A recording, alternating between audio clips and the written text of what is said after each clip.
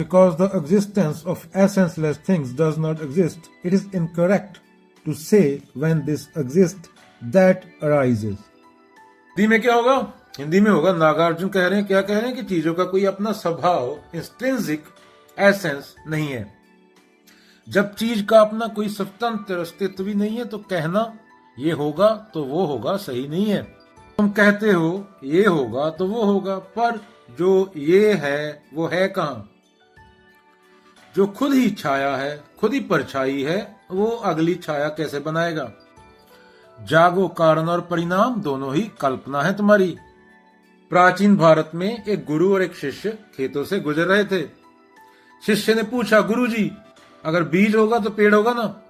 गुरु हंस दिए। बीज? उसे देख जरा, वह बीज भी मिट्टी, पानी, धूप पर निर्भर है, डिपेंडेंट है। तो असली कारण कौन है? बीज या धूप या मिट्टी या बादल? शिष्य क्या हुआ? चुप हो गया ऑब्वियसली।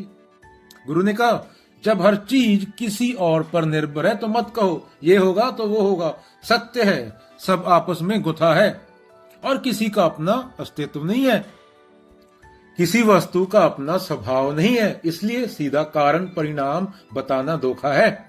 सत्य है शून्यता, एम्प्टीनेस, आपसी निर्भरता। तुम रोज कहते हो अगर नौकरी होगी तो सुख होगा, शादी होगी तो चैन होगा, अगर बच्चे बड़े होंगे तो संतोष मिलेगा।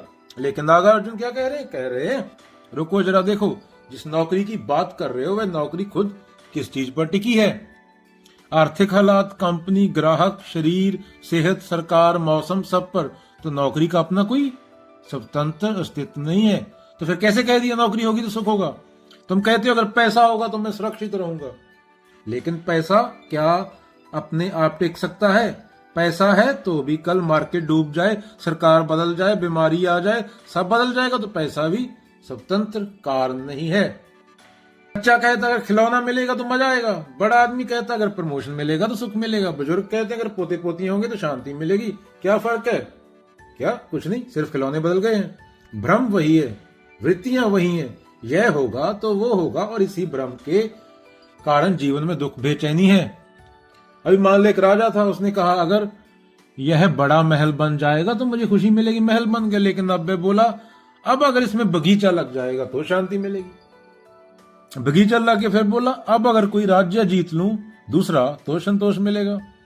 तो मंत्री हंसकर कहा, मंत्री क्या कहेगा? महाराज, आप जिस अगर के पीछे भाग रहे हैं वह कभी खत्म नहीं होगा। आपको पूरी पृथ्वी दे दी जाए तो भी खत्म नहीं होगा। खुशी किसी शर्त पर निर्भर नहीं।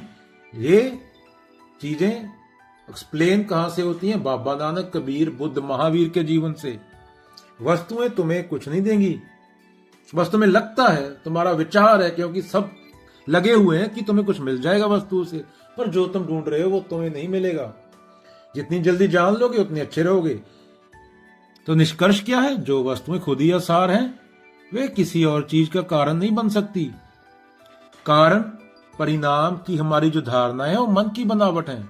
जब ये साफ दिख जाए तब जीवन में अगर तो वाली सोच हट जाती है, तभी आदमी सच्चे वर्तमान में टिक सकता है, क्योंकि जिंदगी सिर्फ इसी पल में है बच्चों।